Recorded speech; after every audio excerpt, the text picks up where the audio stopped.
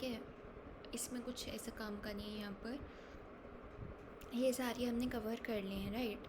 Continuity देखो, अगर outcome Y is preferred less than X but more than Z, मतलब अगर प्रेफरेंस मैपिंग ऐसी है आपकी कि वाई जो है वो एक्स जितना अच्छा नहीं है, एक्स से कम अच्छा है बट जेड से अच्छा है, मतलब कि एक्स फिर वाई फिर जेड ऐसे चल रहा है सीन, तो एक यूनिक प्रोबेबिलिटी अल्फ़ा होगी such that individual will be indifferent between Y and a gamble between X with probability alpha and Z with probability 1 minus alpha.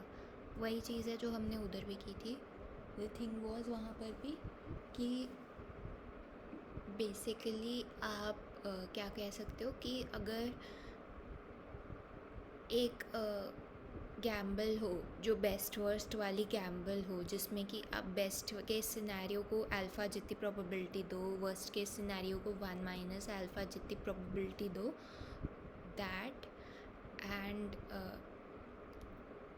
कोई और लेट्स से कोई भी और गैम्बल है, तो आप बेसिकली हमेशा कोई ना कोई ऐसा अल्फ़ा निकाल ही सकते हो जिसमें आप वो बेस्ट वर्स्ट वाली गैम्बल और जो दूसरी गैम्बल है उसके बीच में आप इंडिफरेंट रहोगे, राइट। यहाँ पर जो दूसरी गैम्बल है वो एक डीजेनरेट गैम्बल है। वो बेसिकली जो दूसरी गैम्बल है जिसकी हम बात करें, एक तो बेस्ट वर्स्ट वाली गैम्बल है ना। दूसरी गैम्बल हमने कहा कि एक कोई भी एक तुम जनरल जी गैम्बल ले लो, तो कोई ना कोई ऐसी अल्फ़ा वैल्यू के लिए कोई ना कोई ऐसी बेस्ट वर्स्ट वाली गैम्बल मिल जाएगी कि दोनों इंडिफरेंट रहेंगे, राइट। अभी हम कह रहे हैं कि जो दूसरी वाली गैम्बल है, जो जी गैम्बल है, वो बेसिकली 1.y है। मतलब y बोल दिया, मतलब y कैसी गैम्बल है, y गैम्बल है इज़ इक्वल टू 1.y वाली गैम्बल है ना, बेसिकली जो सर्टेनिटी से y दे। तो बेसिकली कोई ना कोई अल्फ़ा आपको मिल ही जाएगा कि बेस्ट वर्स्ट वाली गैम्बल और दूसरी गैम्बल जो है इंडिफरेंट रहो आप इन दोनों के बीच में। रिडक्शन ये सारे बाकी के तो कर ही रखे हमने। एक्सियम्स 5 और 6 जो हैं ये इम्प्लाई करते हैं इंडिपेंडेंस एक्सियम।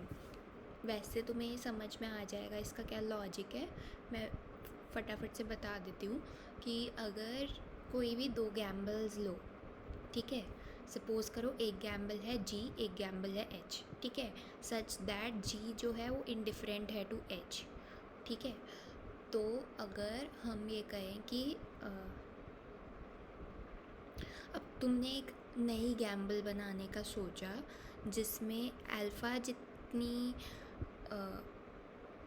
अल्फ़ा जितना प्रोबेबिलिटी दे दिया जी को, 1 माइनस अल्फ़ा जितना प्रोबेबिलिटी दे दिया किसी तीसरी गैम्बल जेड को। दूसरी तरफ एक और गैम्बल ली, आई थिंक ये बुक में भी एक एग्जाम्पल है तो उधर से देख लेंगे तो ज़्यादा बेटर समझ में आएगा। जहले रैनी में है ये, ठीक है, एक सेकेंड बस। तो इसमें था या तो ये एक्सियम्स में था या फिर ये पीछे भी है, वैसे बुक में क्वेश्चन था बैक में इसमें इंडिपेंडेंस एक्सियम से रिलेटेड।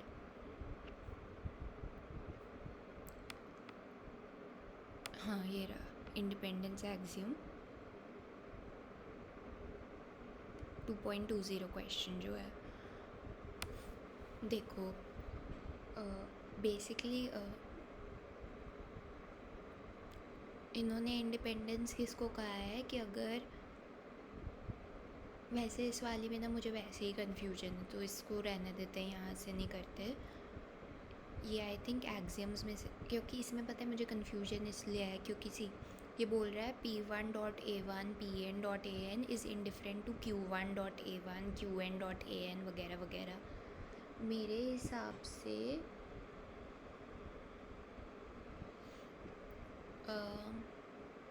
अच्छा ठीक है, मुझे कन्फ्यूजन ये हो रही थी कि basically P1 is equal to Q1 होगा, P2 is equal to Q2 होगा, तभी आप ये हो सकता है ना। बट नहीं, ज़रूरी नहीं है P1 इक्वल टू Q1 वगैरह हो तभी होगा। बेसिकली अगर दो गैम्बल्स हैं उनके आउटकम्स जो हैं वो A1 से लेके AN तक कॉमन है, बट अगर दोनों कोई अलग अलग कॉम्बिनेशंस ऑफ प्रोबेबिलिटीज़ लगा सकती हैं तब भी हो सकता है कि आप उनमें इंडिफरेंट हो सकता है इधर A1 को जो है 30% चांस मिल रहा हो, A2 को 20% चांस मिल रहा हो, जबकि इधर A1 को 20% चांस मिल रहा हो, A2 को 30% चांस मिल रहा हो, but you are still indifferent between them, that is possible. तो हाँ ठीक है, तो ये दो गैम्बल्स हैं, ठीक है, एक गैम्बल ये है, एक गैम्बल ये है, दोनों आपस में इंडिफरेंट है, ठीक है। और एक तीसरी गैम्बल है R1 से लेकर Rn तक।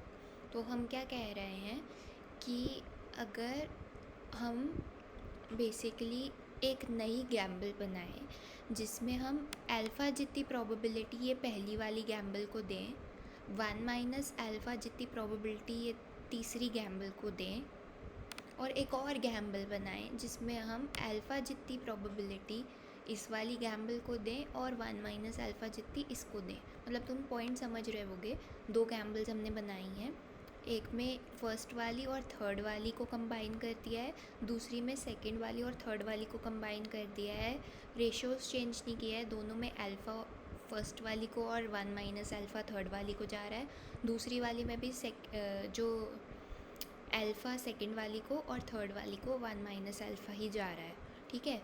तो ऐसे में ये दोनों गैम्बल्स भी आपस में इंडिफरेंट होंगी। क्यों इंडिफरेंट होगी भाई? सिंपल सा लॉजिक है, अगर तुम एक गैम्बल, पहली वाली गैम्बल दूसरी वाली के इंडिफरेंट थी, अब तुम पहली वाली का 50% चांस ले लो और तीसरी वाली का 50% चांस ले लो, या फिर तुम दूसरी वाली का 50% चांस ले लो और तीसरी वाली का 50% चांस ले लो, कोई फ़र्क थोड़ी है, पहली और दूसरी तो सेम ही है ना।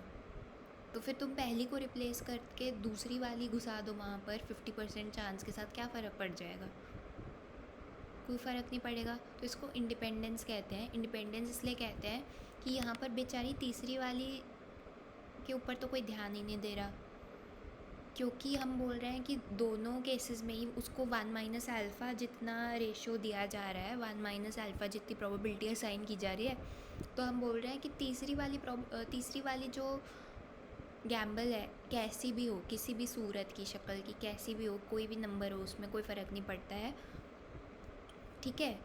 इन दो गैम्बल्स के बीच का जो रिश्ता है वो रिश्ता कायम रहता है, ठीक है, एज़ लॉन्ग एज़ आप सेम ही ऑपरेशंस अप्लाई करो, राइट। इसको भी अल्फ़ा से मल्टीप्लाई करो तो दूसरी को भी अल्फ़ा से करो, उस पर 1 - अल्फ़ा प्रोबेबिलिटी दे रहे हो तो इसके केस में भी जब कंबाइन करो तो 1 - अल्फ़ा ही दो, ठीक है।